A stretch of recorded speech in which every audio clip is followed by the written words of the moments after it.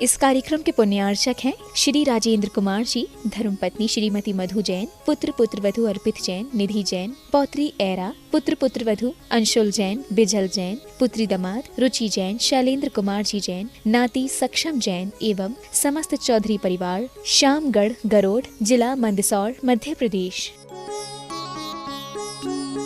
आचार्य गुरुवर श्री कुंद कुंद भगवान की, आचार्य गुरुवर श्री ज्ञान सागर मुनि महाराज की,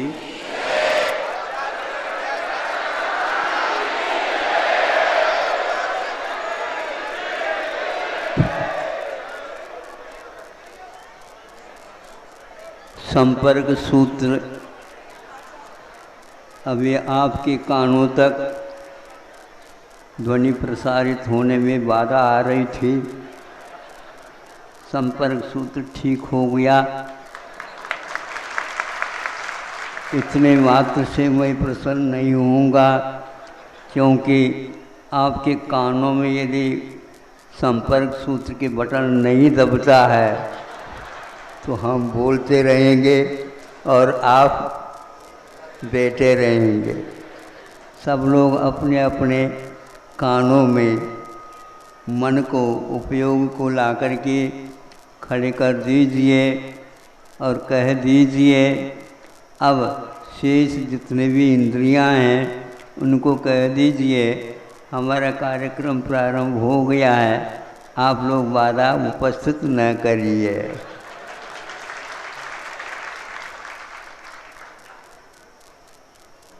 बड़ा वैचित्र है, संसार का स्वरूप भी ऐसा ही है।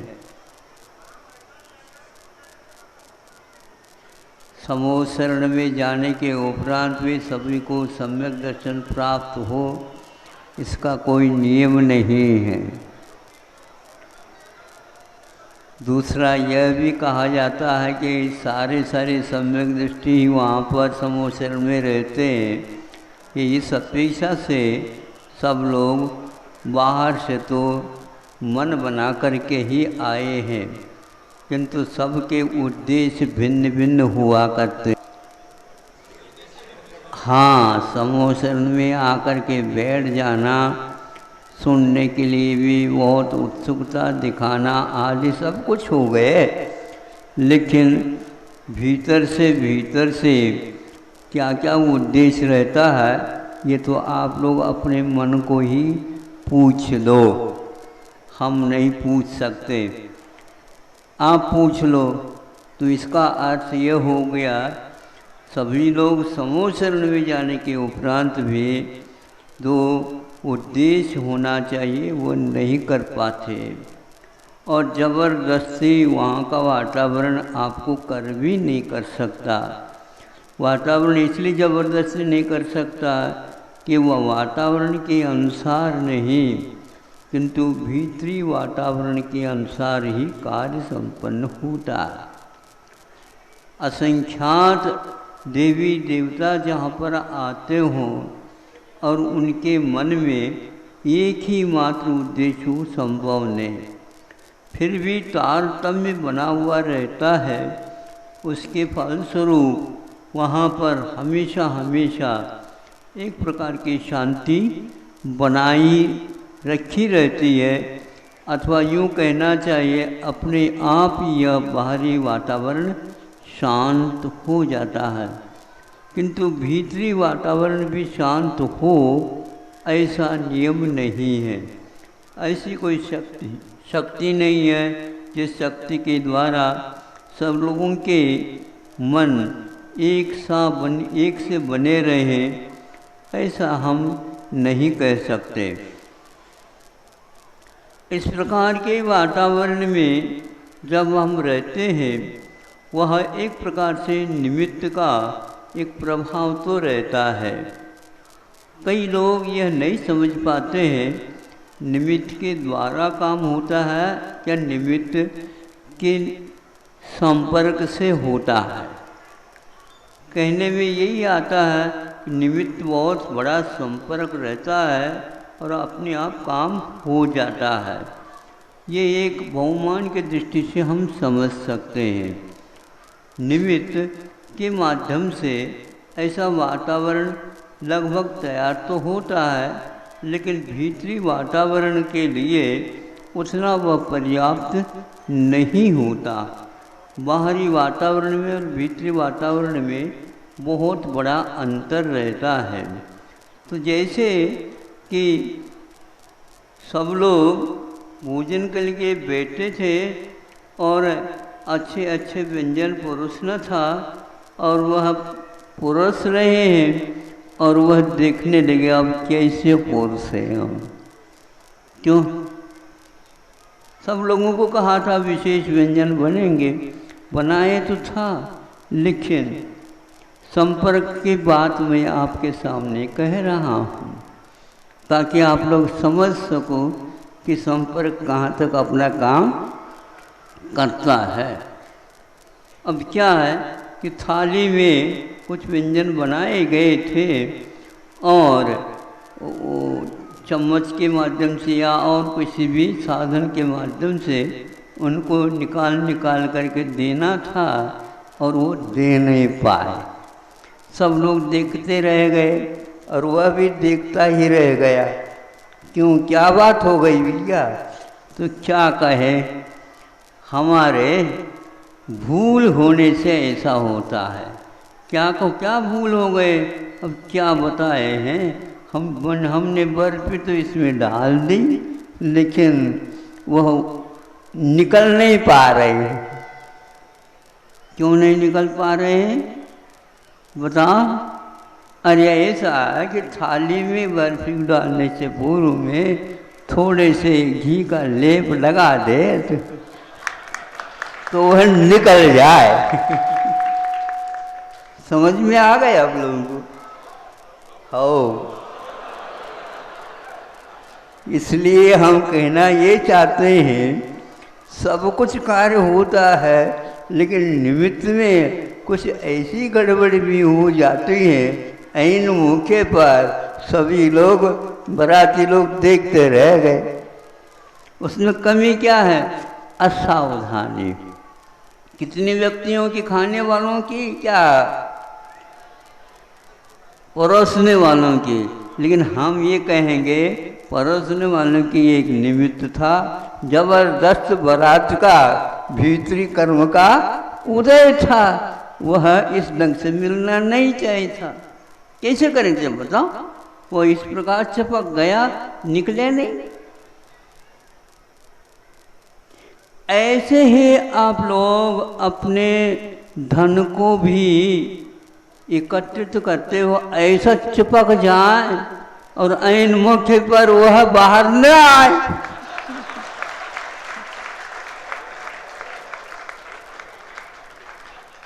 क्यों, गड़बड़ी तो नहीं हुई?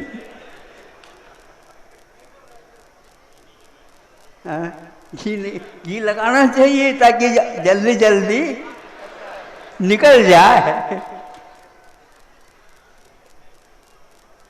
फिर तो दूसरे देते रहेंगे और आप भी देखते रहेंगे। बहुत कठिन है, भिन्न भिन्न कर्म होते हैं और सभी एक व्यक्ति चाहता है देना, लेकिन घर के सारे सदस्य साथ दे, ये कोई नियम नहीं। कभी कभी सभी लोग देना चाहते हैं, ये किंतु एक व्यक्ति कहता नहीं है तो नहीं ध्यान रखना, हाँ आगे से ध्यान रखना, हाँ बीच में बहुत बोला करो। हम देना जानते हैं, जब कब देना है सब जानते हैं। कब देना है बताओ? अभी नहीं बता देते, हम बाद में बता देते हैं। अभी तो इनकम टैक्स ऑफिसर को देना है।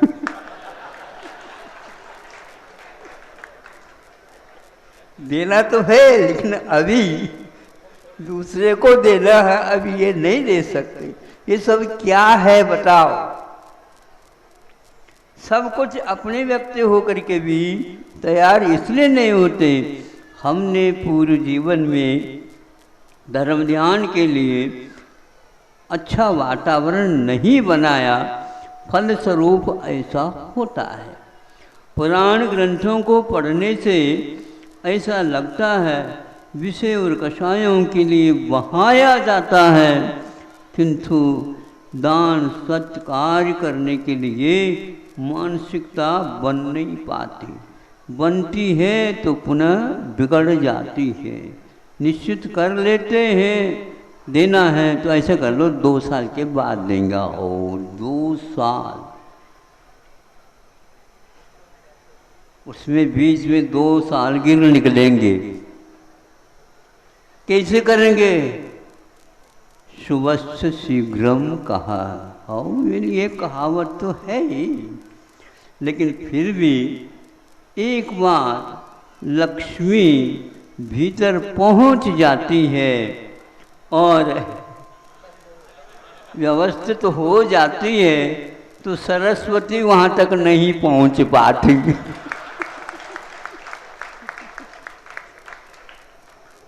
अब सरस्वती जब तक वहाँ तक नहीं पहुँचे तब तक तो लक्ष्मी बाहर आना, महाराज एक दिन हम देते हैं लक्ष्मी को बाहर जाने के लिए, वो भी शाम के समय पर। कौन सी तिथि? धनतेरस के दिन। हाँ, लेकिन वो भी बाहर जाने के लिए नहीं, बाहर से आने के लिए। वेलकम, वेल गो नहीं, जाने की बात मत करो। तो बुद्धि क्या कहती है? सरस्वती इसका कल्याण हो ऐसी मति बनाना चाहती है, लेकिन लक्ष्मी इस ढंग से वहाँ पर जा कर के बैठ गई तो वहाँ से हटने का नाम ही नहीं है। इसलिए आप लोगों को सोचना है, समझना है, और जो कार्य शुभ होता है उतना तो अपने को करना ही है। पहले के लोग इसको इस ढंग से संकल्पित करते थे, हमें तो 1 वर्ष में प्रतिशत में इतना निकालना ही है। वह प्रतिदिन निकलता जाता है, अथवा 1-1 महीने में, हफ्ते में निकलता जाता है, उसको हाथ लगाना ही नहीं, वो क्योंकि वो दिया हुआ है, वह हमारा है ही नहीं। जब इस प्रकार दृढ़ निश्चय करते हैं तब कहीं जाकर के वह मोह माया जो है बाहर निकलती है, नहीं तो वह निकलने का नाम नहीं लेती। निकलने का नाम नहीं लेते, क्योंकि मोह ही ऐसा होता है। सेठ जी सब लक्ष्मी एकत्रित करके रह गए, जब उनका अवकाश भी हो गया, उनका अवसान हो जाता, उस समय में भी सेठ जी को बाहर निकालना बहुत कठिन होता है, क्योंकि रोने वाले धोने वाले तो इतने लगे रहते हैं, वो छोड़ ही नहीं पाते। आप लोग तैयारी के साथ खड़े हैं, अर्थी खड़ी है, लेकिन वहाँ पर झूम रहे हैं सब लोग, कोई भी अनुमति नहीं दे पा रहे हैं। जीवित अवस्था में क्या होता होगा तो आचार्य कहते हैं बहुत कठिन। एक बार बंध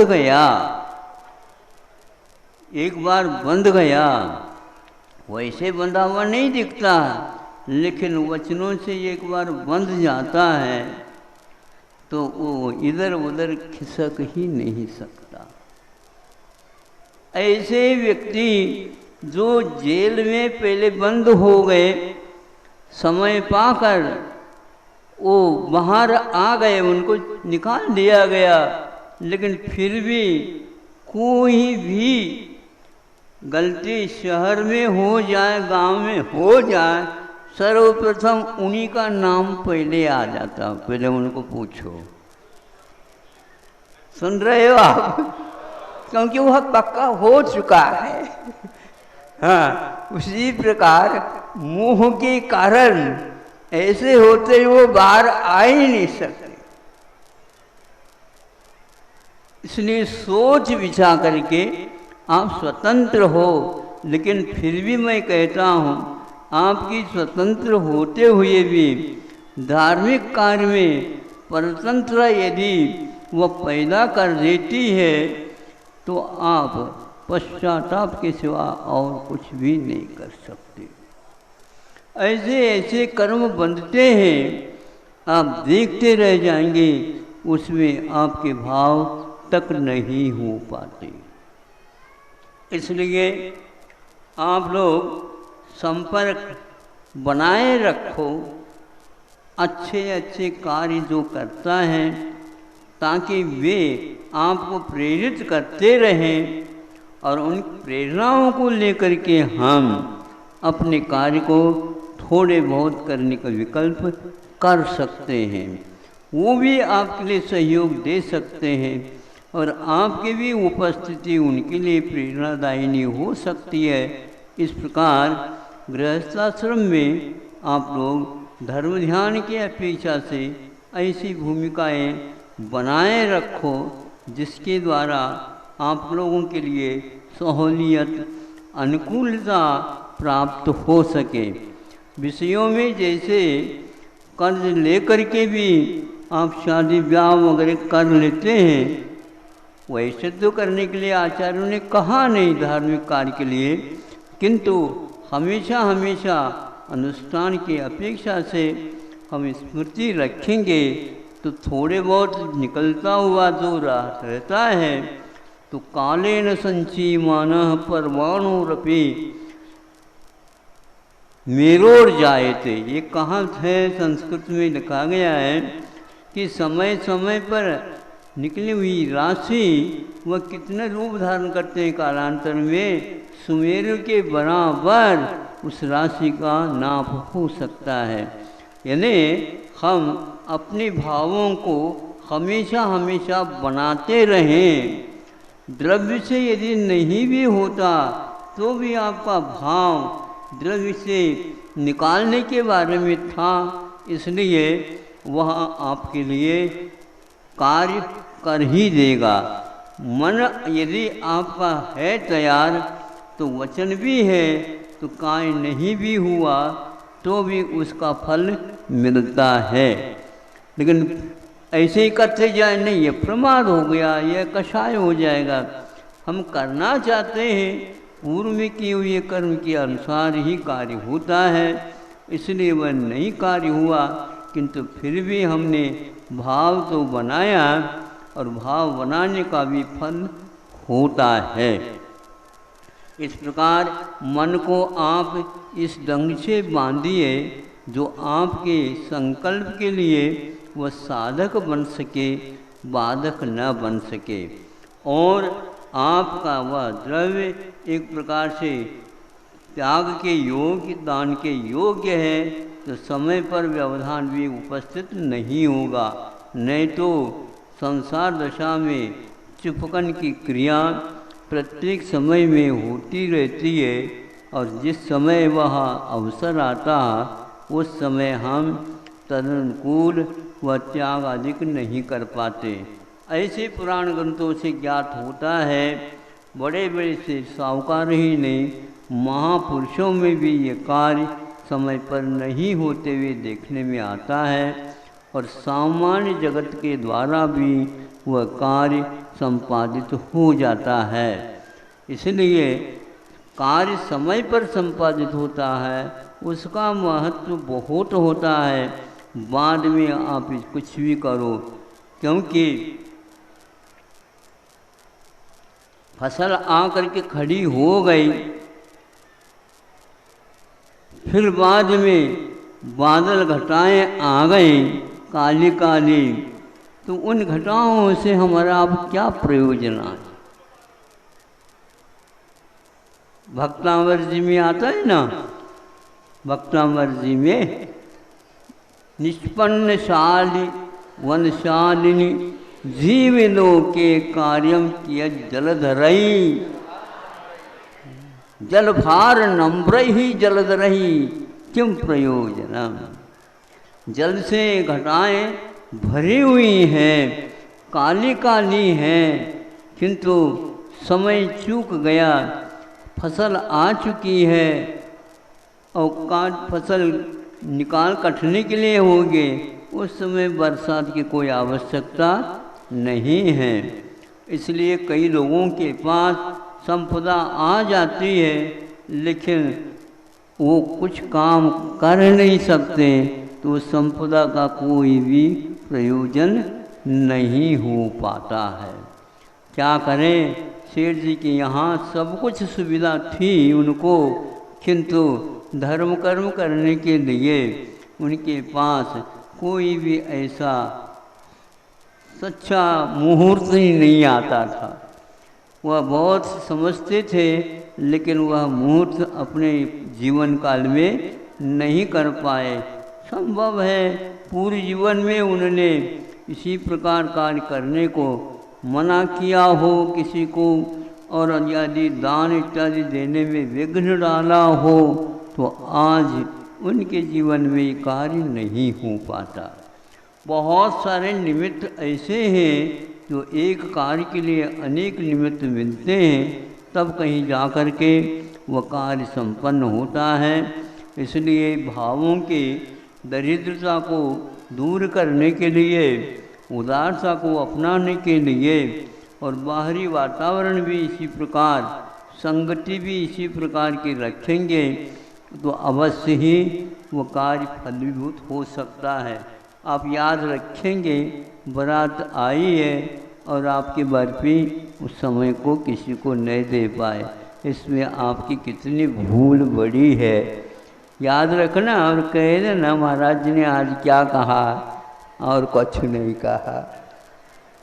बड़ी बात हमारी कह दी, सभी लोग हमारी ओर देख करके हंस रहे थे। हमारी भूल कैसी हो गई ये, तो भूल तो ऐसे ही होती ही रहती है, और समय पर जब लोग हंसते हैं तो उस हंसने को हम सहन नहीं कर पाते। बताओ, सहन कर पाएंगे? अरे हमारी कैसी बुद्धि हो गई, सब लोग तो सब अच्छे कार्य कर गए, पर हमारा तो उसी मोहल्ले में रह करके देखो कैसे हमारी नसीब है। तो यह नसीब क्या है बताओ? नसीब ये होत है महाराज ये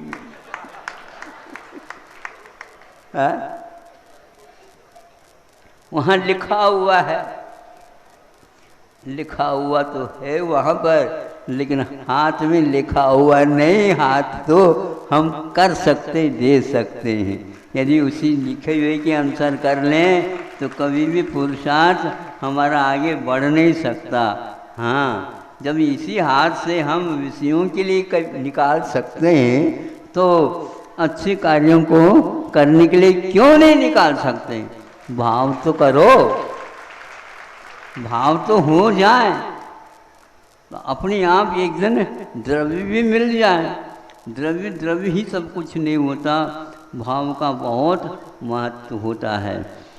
हम ऐसे जीवों को विशेष रूप से सोचना चाहिए कि हमारा पेट ही भरे और दूसरों का कुछ भी न रहे, और हमारे पेट ही भरे और वे अधपेट उठे, ये अच्छा नहीं माना जाता। महावीर प्रभु ने और प्रथम जो आदिनाथ भगवान ने हमारे लिए कहा कि देखो पेटी की ओर तो जाओ नहीं, किंतु पेट सबके पास है। आपको भूख लगी है तो दूसरे को भी क्षुधा का निवारण करते हुए अपने पेट को देख लेना चाहिए। ये जीव अपने अपने पुण्य और पाप कर्म के उदय से जी रहे हैं,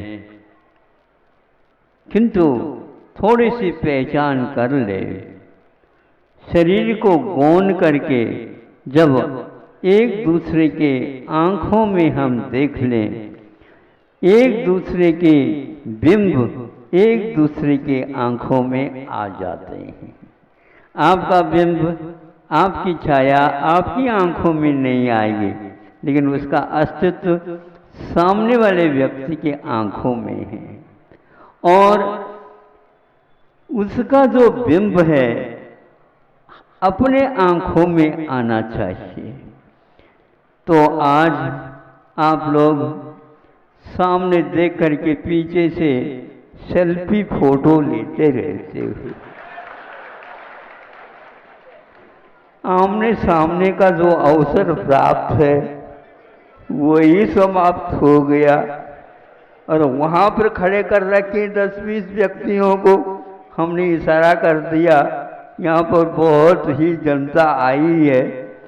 और बुंदेलखंड में ऐसी जनता सुबह आती है, शाम को चली जाती, कहाँ से आती पता नहीं और कहाँ चली जाती पता नहीं।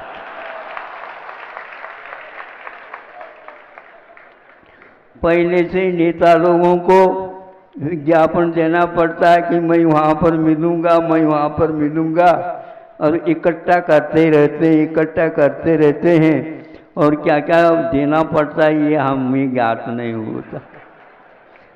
भीड़ इकट्ठा करने के लिए भी सरकार को यदि पैसा देना पड़े तो मैं ये सोचता हूँ उनकी जो भूखा पेट है उसमें कुछ दे दो तो बहुत अच्छा होगा।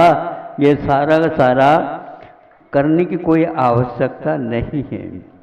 तो ये अनेक जीव जी रहे हैं, और अनेक जीव जी रहे हैं अनंत काल से, किंतु हम इनके स्वभाव की ओर देखते हैं तो एक ही नज़र आते हैं, हर एक के पास आत्मा विद्यमान रहता है।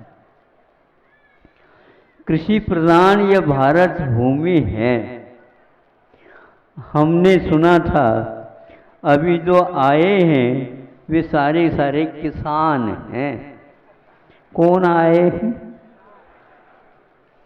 और टोपी कम पहनते हैं और गमछा बांध करके लू को कह देते हैं तू भाग जा यहां से।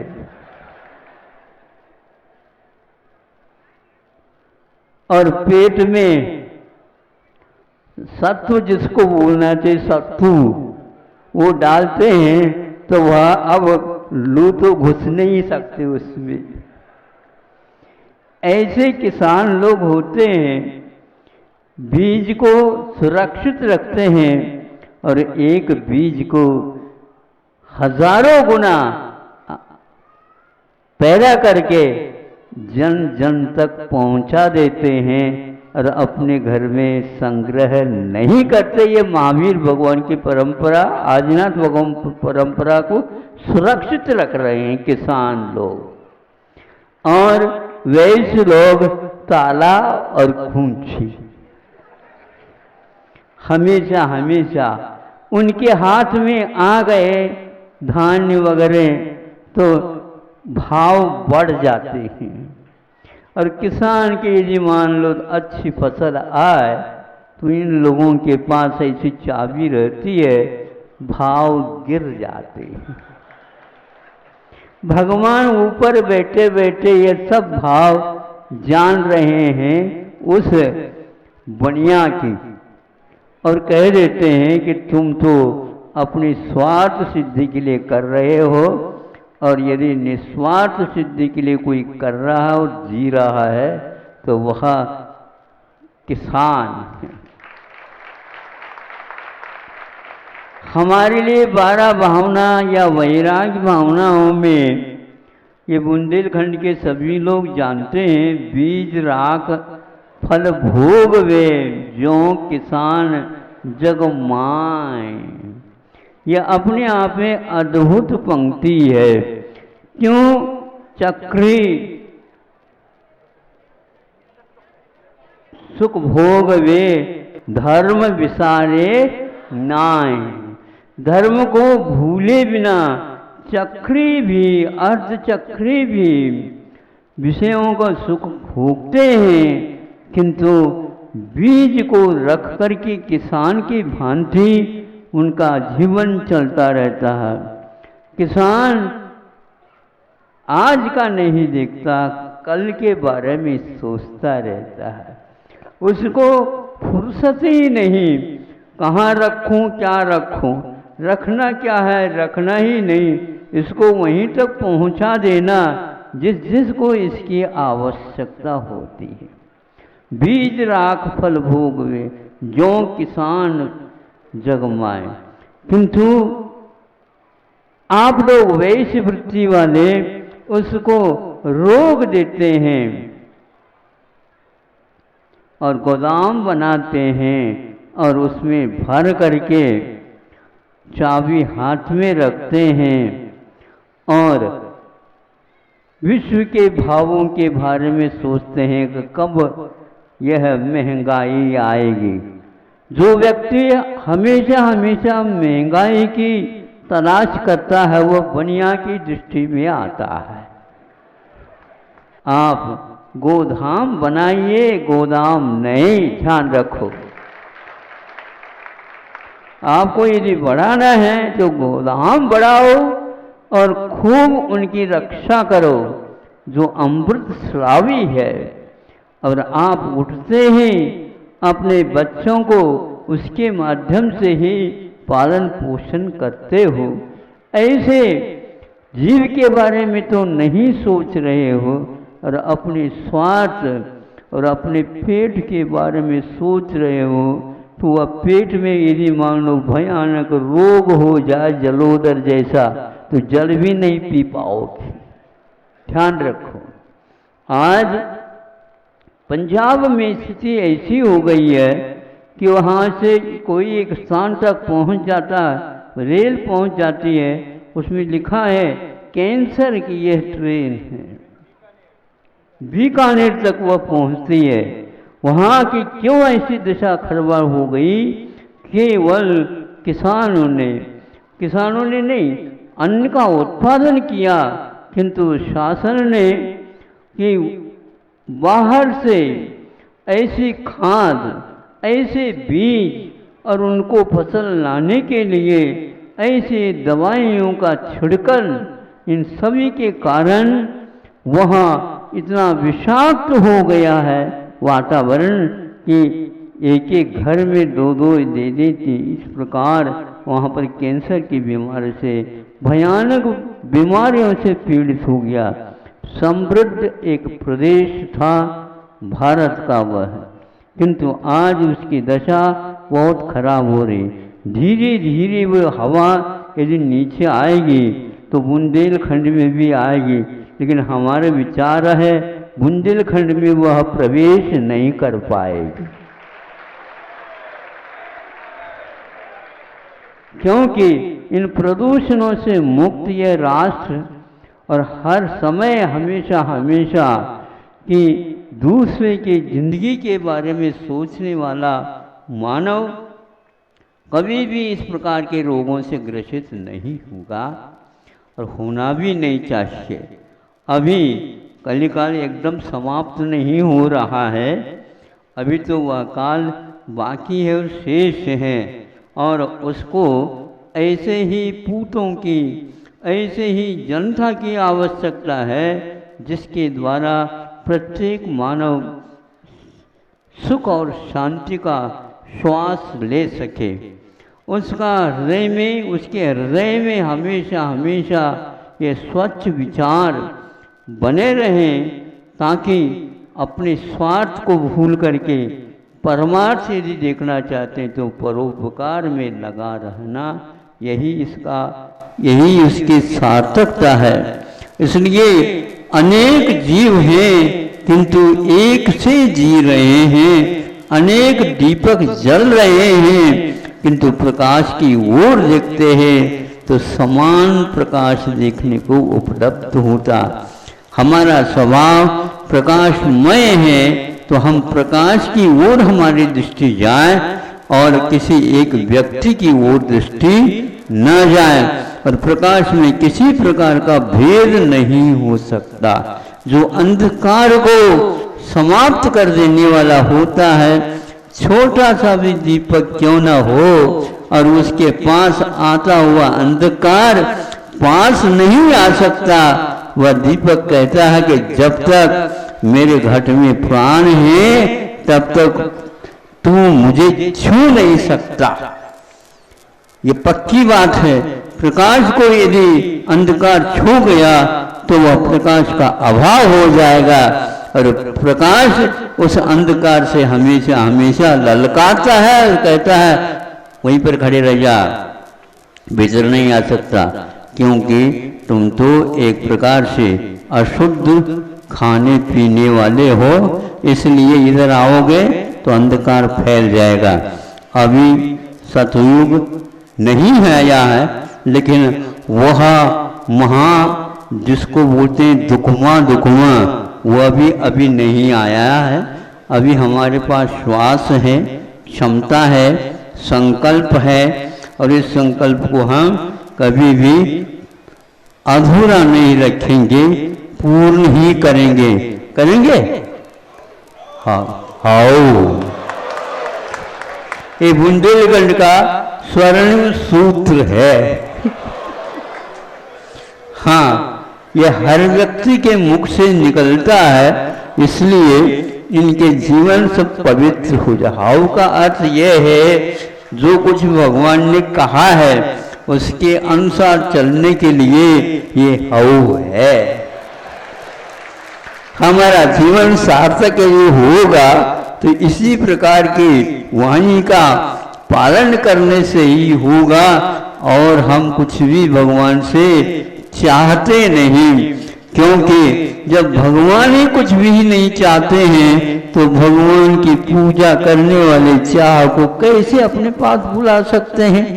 बुलाओगी क्या? चाह यदि रखोगे निश्चित रूप से दाह से दग्ध हो जाओगे, क्योंकि चाह के कारण ही मनुष्य जीवन का पतन होता है। हाँ, हम यदि चाहें दूसरे के दुख को हम मिटाएं, हम वैरी बने किंतु दूसरे के नहीं, पर दुख वैरी, ये काव्य में हमने सुना। और ये दूसरे के दुख के जो वैरी होते हैं उसके पास सुख आए बिना रह ही नहीं सकता, क्योंकि दूसरे के जीवन में से जो फैला हुआ दुख है उसके साथ जिनका वैरत्व है वह वैरी के समान उसको रहने नहीं देंगे।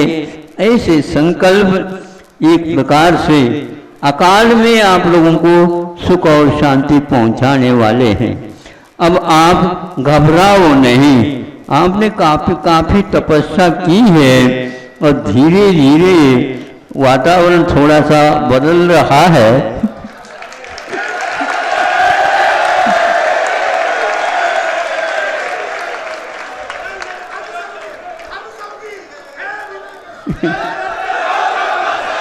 मैं यही सोच रहा था, इतनी भीड़ है और सब गमछा जो है ना बार बार यूं कर रही है, तो क्या करे भगवान, ये जो है हमारे कम से कम वचनों को सुन सके शांति के साथ। और इधर उधर देखते हैं तो छाया धीरे धीरे आपके बीच में सरकती हुई आ रही है।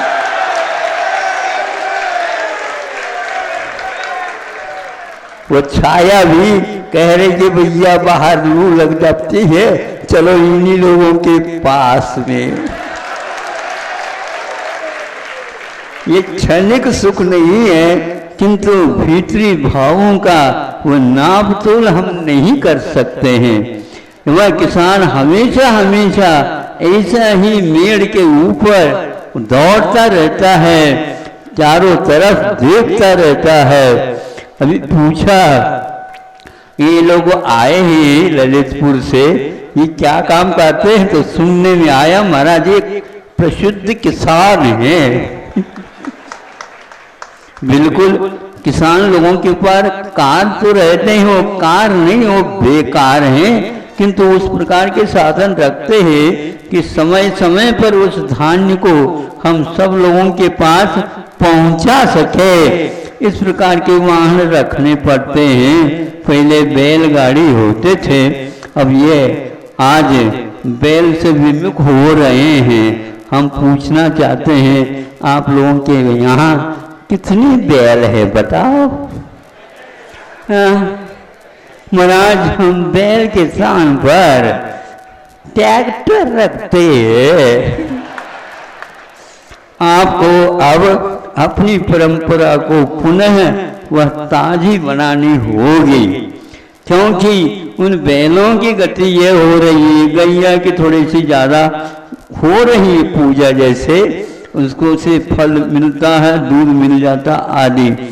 बैल से कुछ मिलने वाला है नहीं, ट्रैक्टर के द्वारा हम काम करने। लेकिन ये ध्यान रखो, वहाँ संविधान की पुस्तिका 70 वर्ष पूर्व में आप लोगों ने सब मिल करके लिखी, उसमें सभी व्यक्ति जाति और पाति को गौण करते हुए संस्कार के धनी हो करके उस पुस्तिका का निर्माण किया गया है। उसके प्रथम मुख पृष्ठ पर एक जवान बैल है। आप सोचो तो, गैया नहीं, बैल है। ऐसे पुष्ट वहाँ बैल है, सिंह भी है उसके, नहीं समझे, कोई भी व्यक्ति उसको ललकार नहीं सकता, सिंह को देख करके वो भग जाए, ऐसी स्थिति है। उसको रख करके उस पुस्तिका को आपने देखा तक नहीं। वह एक प्रकार से नीति न्याय का एक सुंदर ग्रंथ है, जिसमें न्याय मिलने वाला है और अन्याय को भगाने का उपक्रम उसमें लिखा हुआ है। उस पुस्तिका की मुख पृष्ठ पर उस बैल के चित्र को रखा है। ये वृषभनाथ भगवान का चिन्ह माना जाता है। हाँ, जिसको आप लोग अपनी भाषा में नांदिया बोलते हो।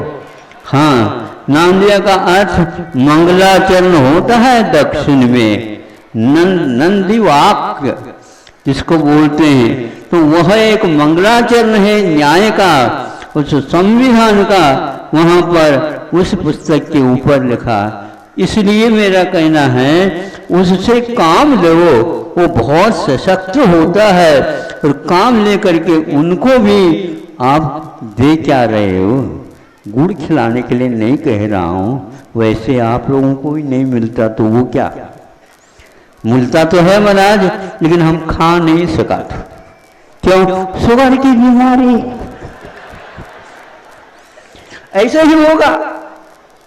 इतनी सारी फैक्ट्री है, वो विदेश के लिए है। तुमको तो परहेज करना ही पड़ेगा। जो व्यक्ति दूसरे को खिला कर ये खाता नहीं, वो खा नहीं सकता। यदि खा सकता तो अच्छी क्वालिटी की दवाई खा सकता, वो भी यहाँ की दवाई नहीं, विदेश से, विमान से आ जाता। कैसे? 1 लाख रुपए में 1 इंजेक्शन। बड़े रईस है, उनके रोग भी बहुत बड़े हैं। हे गरीबो, गरीब रहना बहुत अच्छा, रोग आ ही नहीं सकते, वहां पर क्या आएगा? और रोग नहीं आएगा तो मस्त है। और वह रईस देख करके कहेगा तो आप क्या खाते हो? अरे हम तो गर्मी को खा करके और पैदा करते हैं, आप गर्मी नहीं खाते, इसलिए कहाँ पर बैठते हैं? तो आप तो रईस हो, इसलिए भीतर बैठते हो। और वह भीतर जो है ना, खस के टट्टी की हवा आ जाती है। इसलिए जो व्यक्ति गर्मी के दिनों में गर्मी नहीं खाता है, तो गर्मी उसको खा जाएगी। कौन सा करना चाहते हो बताओ? क्यों? ठीक कह रहा हूं? बिल्कुल हाउ कह दो बस। ये मंत्र जो है ना, बुंदेलखंड का मंत्र पूरे भारतवर्ष में चला जाना चाहिए। क्योंकि यह पॉजिटिव है, विधि परक है, इसमें नेगेटिव का कोई सवाल नहीं उठता। ना नहीं है। आज तो हमारे यहाँ दादा रहते हैं, जो केवल देने के नाम से खुश हो जाते हैं और आप जो हैं उत्तर प्रदेश में धीरे धीरे लाला लाला लाला भूल जाओ। बुंदेलखंड वालों, दादा को याद रखो। हाँ, यदि रखते हो तो नाना को रखो। नाना, हमें कछु नहीं चाहिए, आप तकलीफ न पाओ, आप सब बांटते जाओ वहां पर। हमारे पास दादा है, वह खूब देते हैं। दा के बिना ददाती चीज दादा, जो देने वाला है बहुत बड़ा है, जिसके पास हमेशा हमेशा बरसता रहता है। समय समय पर वर्षा हो, इस प्रकार की भावना करने वाला किसान हमेशा हमेशा सबसे ऊपर रहेगा। हमें तालियां बजा करके प्रसन्न करियो, क्योंकि आप लोगों की चाल सब समझ में आ गए। इतने सारे सारे लोग कोई किसी एक व्यक्ति के साथ आए हैं, कुछ दम तो रखते हैं। बाहर से बाहर निकलते समय सोचना पड़ता है। हमने सोचा है ये कैसे किसान लोग हैं कि इतने वाहन में आकर के, वाहन में ज्यादा गर्मी लगती है, नहीं समझे कैसे आ गए, मरे कैसे कैसे आ गए, गमछा हाथ में लेकर के आए। ये पक्का है। यदि इस प्रकार आप पक्की बात करते हो तो ये करके दिखाओ ना। ये उत्तर प्रदेश में, हमारे यहाँ कोई प्रश्न प्रदेश नहीं है, आपके यहाँ उत्तर प्रदेश है। उत्तर दो आप लोग। क्या जो आप कह रहे महाराज, उसको हम सोचते नहीं। अब इसमें क्या सोचना, आबादी तो 60-70 करोड़ तक पहुंच रही है इसकी, अब क्या सोचना। अपने आप ही जो कुछ बच्चे बच्चे जो प्रदेश हैं वह अपने अपने करने लग जाएंगे। भारत अखंड हो जाएगा। इस विषय में कदम उठना चाहिए। बच्चे की ओर देखते माता पिता, यदि वह जहां पर बिठाया गया है, सुलाया गया, वहीं का वहीं पाया जाता है, तो बच्चे में अभी कोई भी संघर्ष चालू नहीं किया।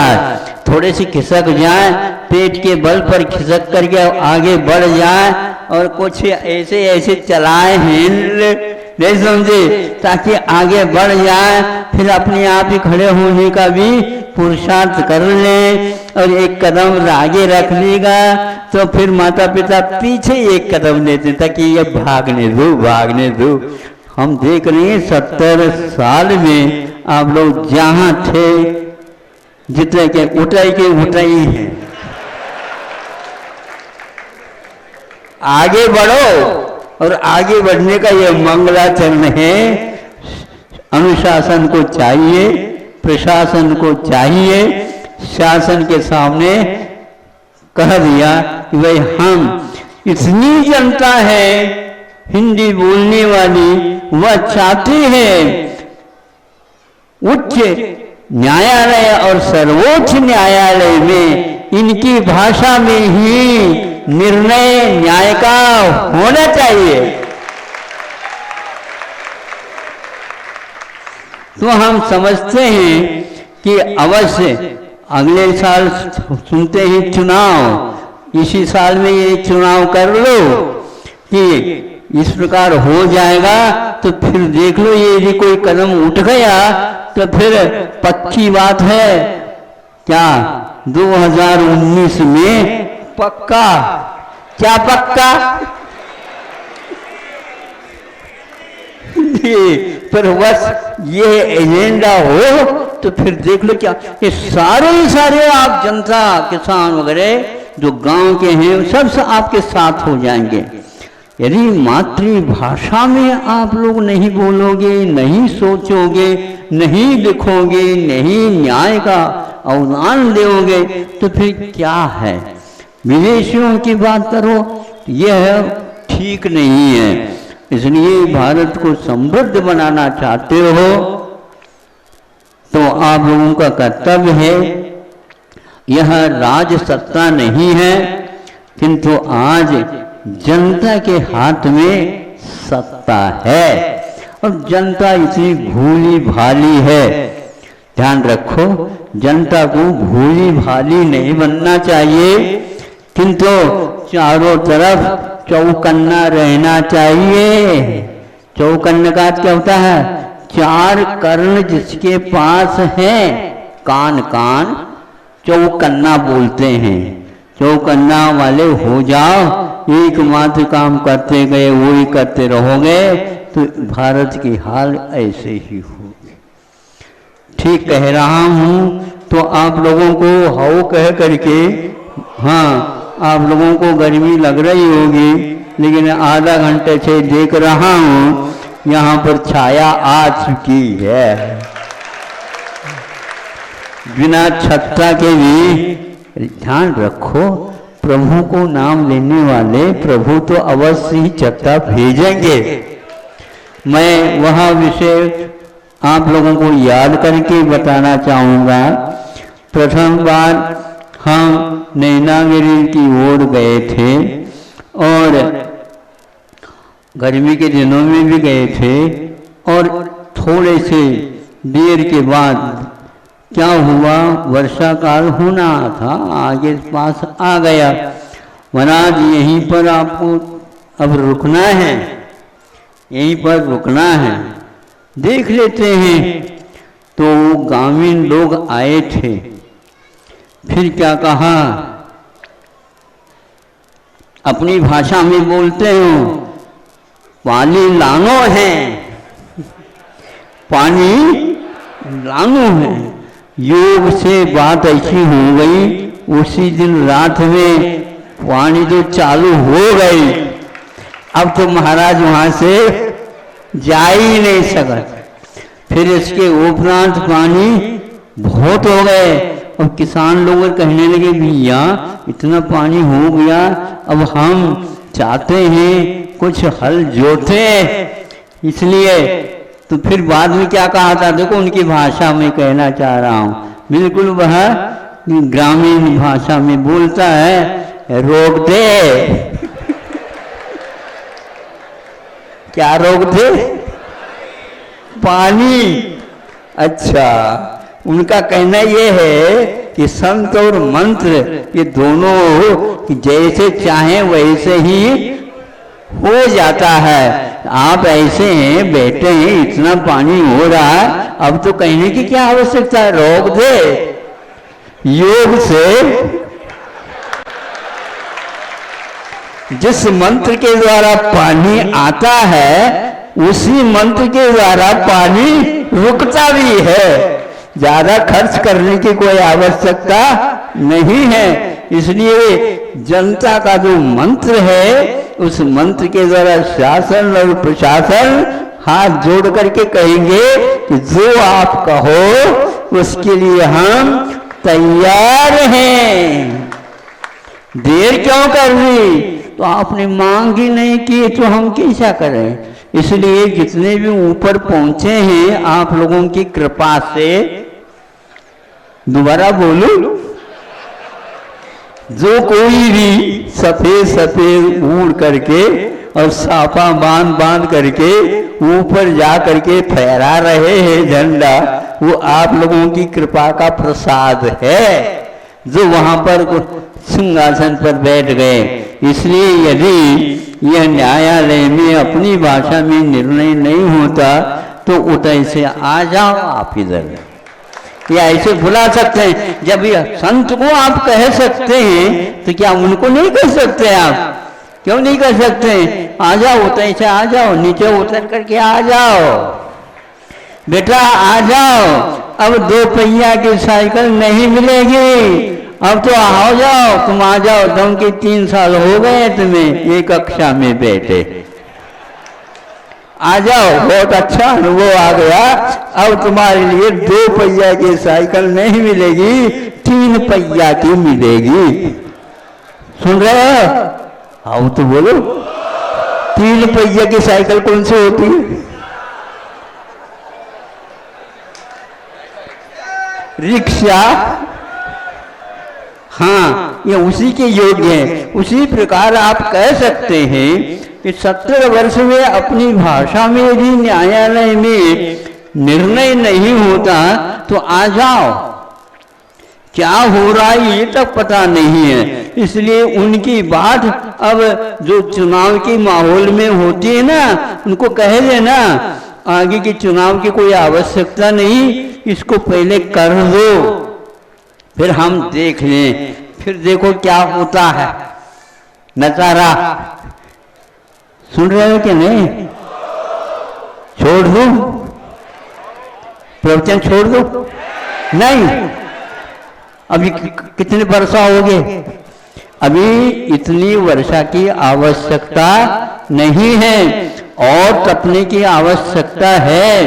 बुंदेलखंड में तपा होता है, 9 दिन का होता है और 12-13 दिन का भी होता है। और हम लोगों के लिए भी, संतों के लिए भी 12 प्रकार के तप बताए हैं। आज धीरे धीरे पसीना जो है टपक रहा है और बादलों से जब टपकेगा फिर तो आप देखो क्या होगा। सब लोग घर में बैठ जाओगे, किसान लोग काम में चले जाएंगे। इसी प्रकार शासकों से यदि काम लेना चाहते हो, किसानों में दम होना चाहिए। बाकी प्रशासन में अब कुछ दम नहीं रहा है। अनुशासन भी 1 साल में बोल करके और सब लोगों को खुश कर रहा है। अब हम उस प्रकार के अनुशासन से भी ज़्यादा काम लेना नहीं चाहेंगे। हम तो किसानों से, जनता से ही लेना चाहेंगे। आज अच्छा है, अवसर का हमने लाभ उठा दिया। आप लोगों ने हमारे लिए बहुत ही अच्छा काम कर दिया, नहीं तो इतनी भीड़ को मैं कहाँ से इकट्ठा कर सकता हूँ। ऐसा परमो धर्म की। इस कार्यक्रम के पुण्यार्चक थे श्री राजेंद्र कुमार जी, धर्मपत्नी श्रीमती मधु जैन, पुत्र पुत्रवधु अर्पित जैन, निधि जैन, पौत्री एरा, पुत्र पुत्रवधु अंशुल जैन, बिजल जैन, पुत्री दामाद रुचि जैन, शैलेंद्र कुमार जी जैन, नाती सक्षम जैन एवं समस्त चौधरी परिवार, श्यामगढ़ गरोड, जिला मंदसौर, मध्य प्रदेश।